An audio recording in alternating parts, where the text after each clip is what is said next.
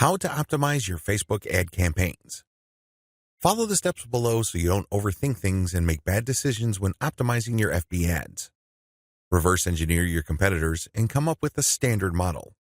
If you have a personal account, find your competitors and like their pages. Before you know it, you'll start seeing ads either from your competitors themselves or from businesses that are very similar to your competitors. Pay close attention to these ads. Reverse engineer them to find the standard model for these ads. In other words, go through as many of these ads as possible and get a clear understanding of what kind of pictures, headlines, and text they use. Also, if they are mostly promoting posts, pay attention to that. Whatever the case may be, look at what they're doing and see common patterns. Focus on the most commonly used strategies because this gives you the industry standard model. Don't get sidetracked by ads that seem so different, so new or so innovative, because if they are so different from the industry standard model, they're outliers. There's a high chance that those ads do not convert. Come up with your own version and test with a low budget. Test with a low budget. You don't want to burn through a tremendous amount of cash during the testing process. There will be a time and place for you to get crazy with the budget, but now is not the time. Create variations and test. Now that you have come up with your own version of the standard model, create variations of it and then run low-budget tests. Do not do this randomly.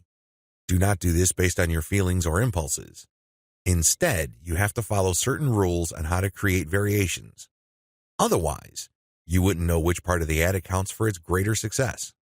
I've seen this happen many times. In fact, I've committed this mistake before. I would take an ad and test it.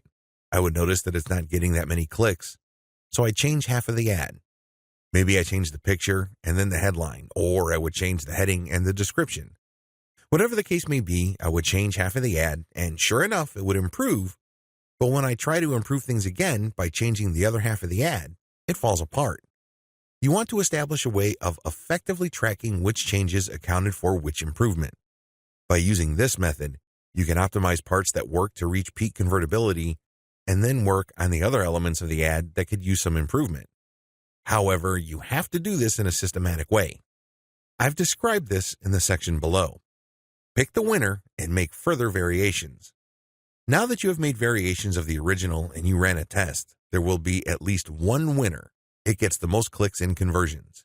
Make variations of it and you run the test again.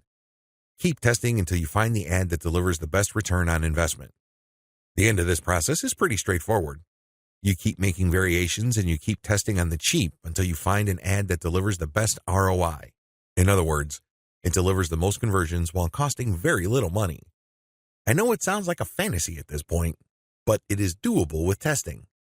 Scale up. Increase your ad budget to your winning ad to pump a massive amount of traffic to it. You should only do this when you are dead sure that you have a winning ad on your hands. In other words, you have tested it rigorously and have optimized it to the point that it cannot improve its conversion rate any further. That's when it's ready to go big time. Make sure you optimize on an elemental level. The big problem with the ad optimization method I described above is how do you know which part of the ad to change up? How do you know which part of the ad to optimize? Wholesale variations do not work. You can't just take an ad, see that it doesn't work, replace it with a completely different ad, see that it doesn't work, and then repeat that process. Even if you're spending very little money, it still burns a tremendous amount of time, effort, and opportunities. You need to have a better way to turbocharge your results. Vary on an element-by-element basis. I would take an ad, and I would restrict my optimization to a specific element of that ad. Every ad actually has many elements. There is the graphics, the heading, the description, the link. I would start with one element, and I will come up with different versions. The most obvious part is the picture. So I'd play around with the different pictures and see which gets the most clicks. I would then come up with a variation of that picture and see if I can improve my click-through rate. Again, I'm spending very little money here. I just want to see an improvement in click-through rate for that element that I'm varying. Once I have reached a plateau and I can't improve any more on that element, I would then switch to another element. For example, if I'm running a campaign for dog food and I notice that my best performing picture after a series of variations is a picture of a chihuahua that seems to be smiling, I will keep that picture, but then I will then switch to the next element of the ad which is the headline. I would then keep varying the headline to see if I can improve the conversion rate of that ad.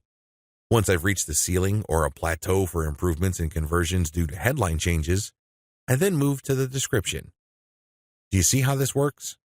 You know that you have to vary an element if you keep picking the winning variation. You do this with small tests until the whole ad is optimized. After all elements have been optimized, scale up your ad buy.